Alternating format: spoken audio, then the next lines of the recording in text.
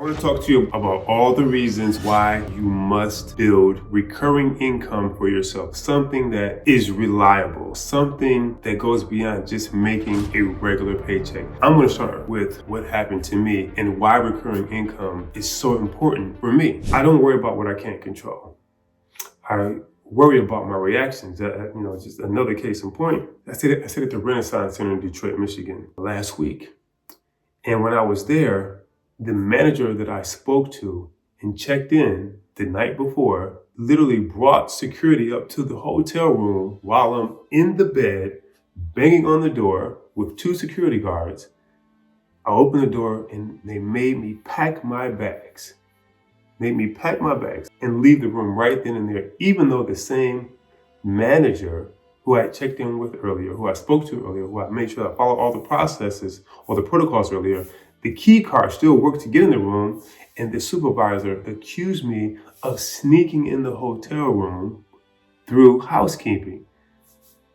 And there's so much more to it that I don't want to go into it. Yet I can't control that. I never would have foreseen that. I had been there, staying there already for 5 or 6 days. And I've spoken to that same supervisor, at least 3 or 4 of them. So I wasn't a stranger. The key card still worked, but that is something that I never would have foreseen happening. I couldn't control that, but I did control how I responded. I've been prepared that when situations happen to remain calm. Now, if I hadn't have been prepared, who knows, I might have flown off the handle. I might have gotten extremely emotional about it. They had 2 security guards with them. I ended up calling the police to make sure I was okay, right? Yet, if I had not have been prepared for that, who knows what would have happened. They escorted me out the room. The 2 security guards, the supervisor had ran by that time because I turned on my camera and she didn't want to be on camera. And the police also escorted me out. So imagine how embarrassing that is. Yet, I could not control that. I only could control what I was prepared for in advance. Not that I was prepared for that, but situations like that happen all the time. Unfortunately, especially, I shouldn't have to say it. So you can't predict the financial woes, the financial impact. Something happens, you lose your job, you get sick, somebody else gets sick in your family, you need to take time off. The company implodes and goes out of business. There's a ton of things that can happen. And if you don't have a nest egg saved up, or if you don't have recurring income saved up, if you don't have income coming in that's separate and apart from what you're already doing, it could put you in bad shape. Most of us are living check to check.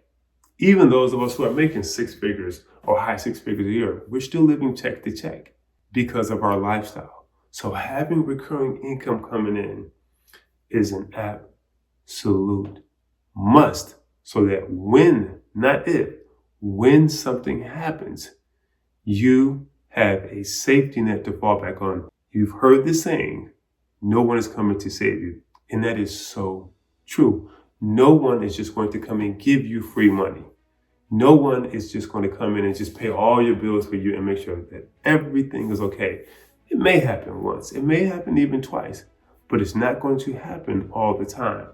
Now, you may be single, maybe you're a beautiful woman, maybe you're just a woman and someone's taking care of you. But do you want to live like that, where you're totally dependent upon someone else taking care of all your financial needs? Have you ever lived in that kind of situation? I don't care if it's a company, I don't care if it's a significant other, it could be man or woman, and they know you rely on them 100% for your income. Some people will mistreat you, even when they have the opportunity to give you grace, to give you favor. They will mistreat you. Do you really want to live like that? Probably not. So even if you are single, you want to have recurring income coming in. And one of the easiest ways to do that, I think, is through payment processing, because it's all around us. Anytime you make a purchase, you are using a credit card of some sort. I don't care if the card is on your phone, in Apple Pay, you can still tap it on the credit card machine. If you're purchasing something online, you still have to use your credit card.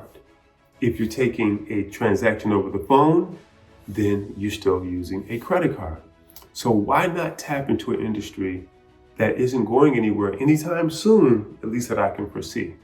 Why not tap into something that everyone already needs and is already using? Especially if you're in the big spender community. If you're in the community where you buy the most fancy clothes, you buy the most expensive cars, you buy all the European brands, you pay 15, 20, 50 times the amount of a brand just because it makes you look and feel good. If you're in the community where you put tons of jewelry in your mouth, if you have tons of jewelry hanging all over your body, if you're in that community, you especially should be in this. If you're in the community where you're always complaining about what someone is not doing for you, about what someone is not giving you, about DEI, about this, about that, why aren't you in the industry? Why aren't you tapping into an industry that can consistently pay you? And if you're not in that community, you should absolutely tap in, because everyone is constantly buying products and services using something that all of us already have. You receive a small percentage of every single transaction and rate that happens every time a credit card is used. Now, it may seem insignificant if it's 1 or 2%, or 3 or 4%, depending on if it's online or brick and mortar. It may seem very insignificant, but consider this. What if you build a portfolio up and you have $1 million worth of processing volume coming through your one portfolio? Let's do the math on that. And let's just say it's only 1.5%. If it's online, it'll probably be more, but we'll do both. So you have $1 million times, let's say 1.5%, right? That means you make $15,000 per month off of that portfolio. That could be a mix of 100 businesses, or it could be 10 businesses. There's tons of people that do 6 figures in processing a month. So 15,000 times 12 is, boom, $180,000 per year. I think you can live off of that. I think that would be a great addition to your already income that's in place. Now, let's say you take that same $1 million and now you're processing on a portfolio of online businesses. Online businesses normally pay more in processing fees because it's a greater chance for risk or for chargebacks. When you're in person, you tap the card or you insert the card. It's a little difficult to charge that back and then claim fraud because you're there in person, you're all over a camera, and you have to now charge back all the other transactions that you had earlier that day where you're probably on camera by using the card. So most people don't want to do anything foolish and get themselves incarcerated for committing fraud. So now you're talking about online businesses, and online businesses pay a higher fee, again, because the card holder is not in person. And sometimes you have people who would take advantage of the system, or sometimes you do have fraud where someone steals a credit card and then makes a purchase and then calls back to dispute all the charges. So those type of businesses normally end up paying more in processing fees. So let's just say 2%, right? So $1 million in a portfolio times 2% is $20,000. $20,000 times 12 is $240,000 per year. Now, consider this. It may take you 3 months. It may take you 1 month. It may even take you 6 months to build up a portfolio of $1 million.